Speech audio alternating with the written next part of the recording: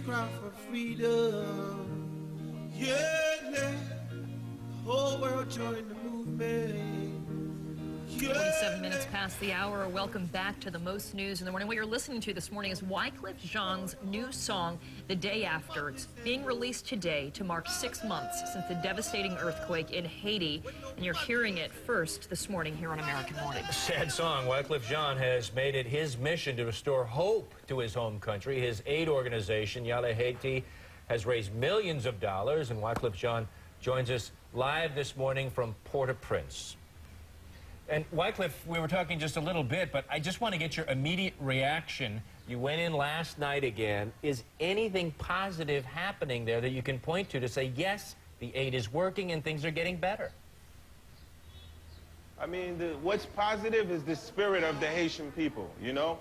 But as far as the reconstruction, we're 6 months in, you know, minus the death, which we seen the day after when we came in.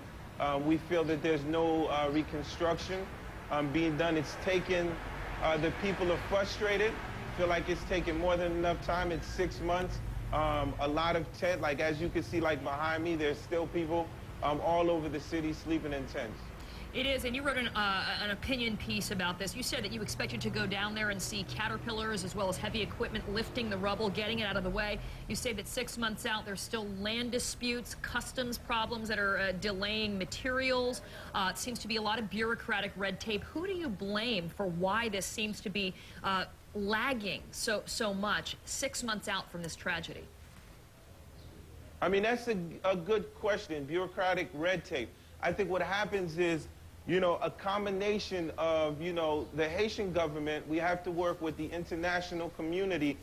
Sometimes they're blaming the Haitian government, but what I'm saying is at the end of the day, the money that still was promised from the donors, we still haven't received that. So there's a lot of red tape. And then the people are just frustrated in the sense of no matter what happens, we're 6 months in, at least you could see caterpillars, bulldozers and everything. So I think the negotiation with contracts are taking too long. Land dispute, even if you want to reroute the people, where they're going to go. But meanwhile, while we're sitting here and we're debating about it, there's tons of people sleeping in tents.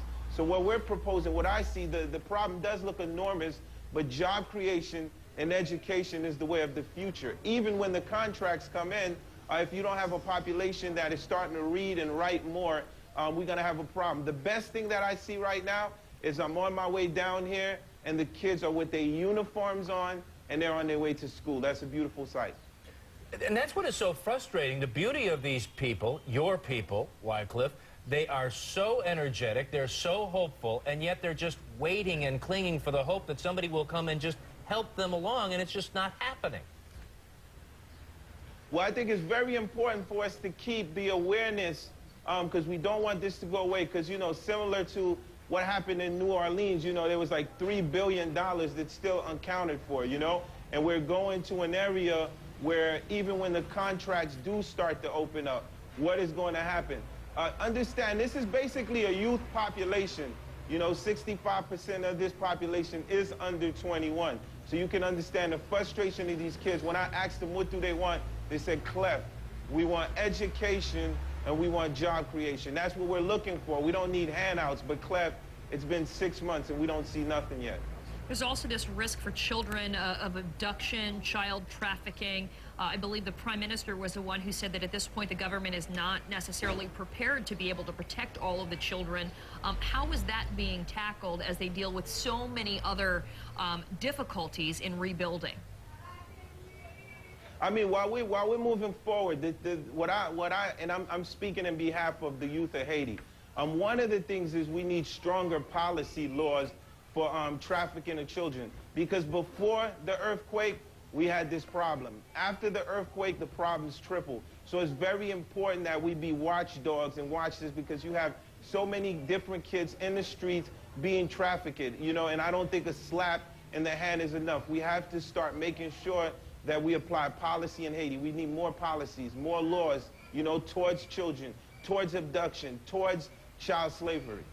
Right. Well, I know your commitment continues. You're down there. You were down there a couple of weeks ago. And here at CNN, we're glad to be able to shine a light on this 6 months later. We haven't forgotten for sure. Wycliffe Jean, thanks for joining us this morning. Thank you, and all the Haitian people, l'union fait la force. Unity is strength. All right, Wycliffe Jean.